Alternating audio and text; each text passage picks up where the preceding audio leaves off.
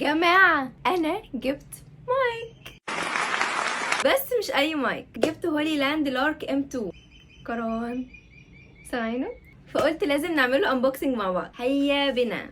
ده كتالوج هنفتحه بعدين، بيجي بالشكل ده، فتعالوا نفتحهم سوا. دي اول واحده اللي المفروض بتركب في التليفون، بس دي تايب سي. التانيه اللي زيها برضو بس دي الايفون. انتوا مش متخيلين اصلا انا مبسوطه قد ايه. معلش بس نسمع مع بعض.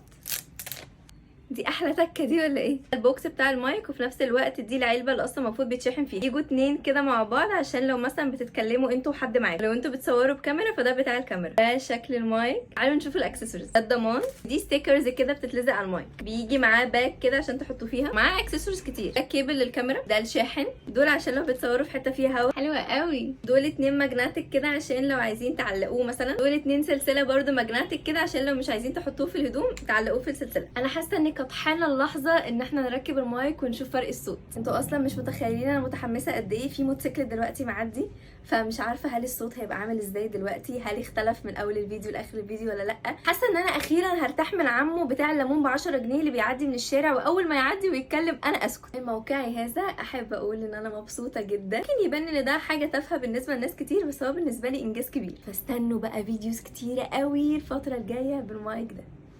باي.